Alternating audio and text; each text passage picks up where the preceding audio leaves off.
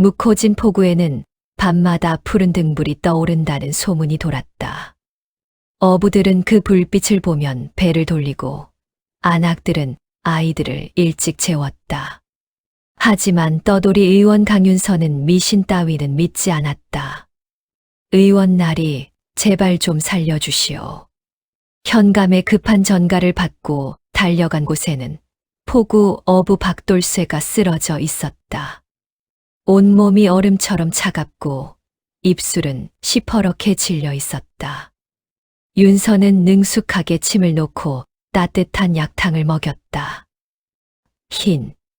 흰 얼굴이 불을 들고 돌쇠는 정신을 차리자마자 횡설수설했다. 바다에서 창백한 얼굴의 사내가 푸른 불을 들고 자신을 불렀다는 것이었다. 윤서는 고개를 저었다. 술에 취해 본 헛것이리라. 하지만 돌쇠의 옷을 벗기던 윤서의 손이 멈췄다. 어깨에 선명한 손자국이 남아 있었다. 5 손가락 모양 그대로 마치 얼음으로 지진 듯 하얗게 얼어붙어 있었다. 그날 밤 윤서는 여관방에서 약재를 다리고 있었다. 창밖으로 짙은 안개가 밀려들었다. 문득 고개를 든 순간 윤서의 숨이 멎었다. 안개 너머로 푸른 불빛이 흔들리고 있었다. 희미하게, 하지만 분명하게. 윤서는 떨리는 손으로 촛불을 들었다. 불빛은 마치 그를 부르듯 천천히 포구 쪽으로 움직였다. 묵호진 주막에서 가장 인기 있는 기생은 초란이었다. 밝은 웃음과 구성진 노랫소리로 손님들의 마음을 사로잡았지만 그녀에 대한 소문은 묘했다. 밤이 되면 홀로 포구로 향한다는 것이었다. 의원 나리, 약값은 내일 드리겠습니다. 초라는 윤서에게 공손히 말했지만 그녀의 눈빛은 불안했다. 윤서가 약상자를 챙기던 중 방 한 구석에 놓인 비단 주머니가 눈에 띄었다. 초란이 잠시 자리를 비운 사이 호기심에 이끌려 주머니를 열었다. 안에는 오래된 은비녀 하나와 누렇게 바랜 쪽지가 있었다. 쪽지에는 떨리는 글씨로 이렇게 적혀 있었다. 15세 보름, 약속을 잊지 말라. 그걸 왜 만지십니까? 문이 벌컥 열리며 초란이 뛰어들어왔다. 그녀는 창백한 얼굴로 주머니를 낚아챘다. 평소의 밝은 모습은 온데간데 없었다. 이 일에 끼어들면 목숨이 위태로워집니다. 제발 모른 척 하십시오. 초란의 목소리는 떨렸다. 윤서는 그녀의 손목을 잡았다. 손이 얼음처럼 차가웠다.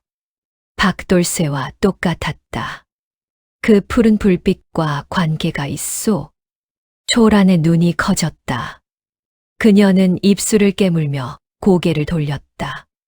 보름은 사흘 뒤입니다. 그날이 되면 모든 게 끝납니다. 그녀는 더 이상 아무 말도 하지 않았다. 하지만 윤서는 알았다. 이 마을의 비밀이 그날 밤 드러날 것임을. 현감 아전의 서리 오필수는 윤서를 보자마자 손사래를 쳤다. 의원 나리, 그 일은 건드리지 마시오. 이 포구엔 저주가 서려 있습니다. 하지만 윤서는 물러서지 않았다. 필수는 떨리는 손으로 오래된 장부를 꺼냈다. 먼지가 수북이 쌓인 기록이었다. 10년 전 8월 보름. 세곡선 침몰사고. 장부에는 간략하게 적혀 있었다.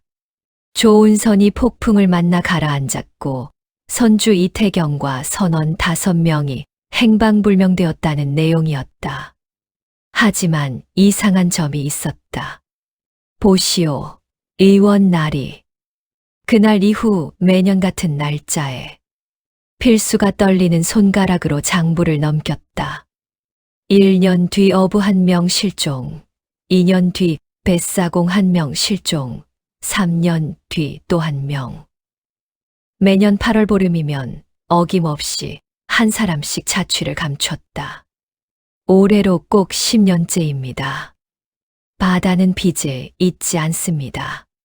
필수의 목소리는 공포에 떨렸다. 윤서는 장부를 자세히 살폈다. 실종자들의 공통점이 있었다.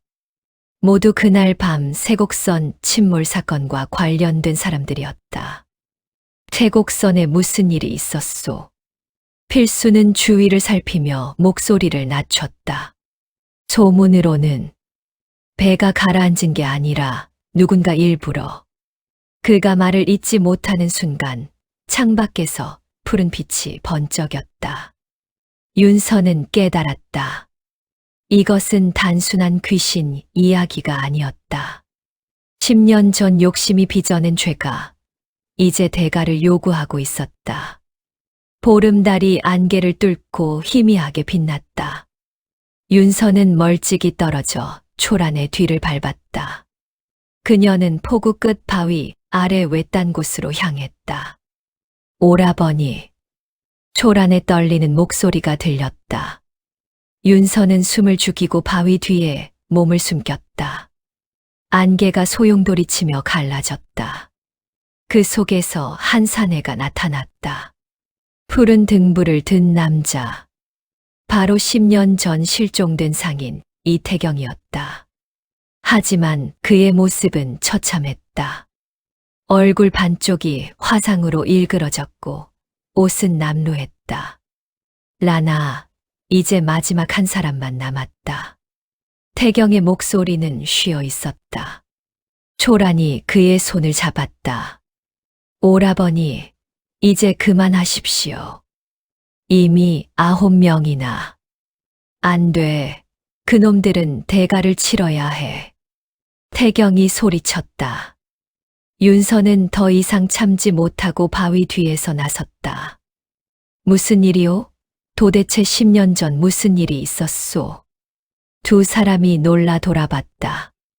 태경은 잠시 망설이다 입을 열었다. 세곡선을 가라앉힌 건 현감과 결탁한 밀상단이었소. 세금으로 거둔 쌀을 빼돌리려 배를 침몰시켰지. 나는 그 사실을 알았고 입을 막으려 불을 질렀소. 초란이 흐느꼈다. 오라버니는 간신히 살아났지만 얼굴을 잃었습니다. 그래서 10년간 숨어 지내며 그날의 공범들을 하나씩. 윤서는 모든 것을 이해했다. 푸른 등불은 복수의 신호였고 초라는 그의 여동생이었다. 이제 진실을 밝힙시다. 더 이상 피를 흘려선 안 돼요.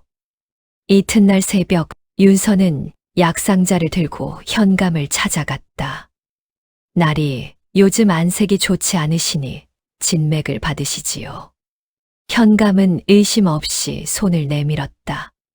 윤서는 진맥을 하는 척하며 소매에서 장부 사본을 꺼내 탁자에 내려놓았다.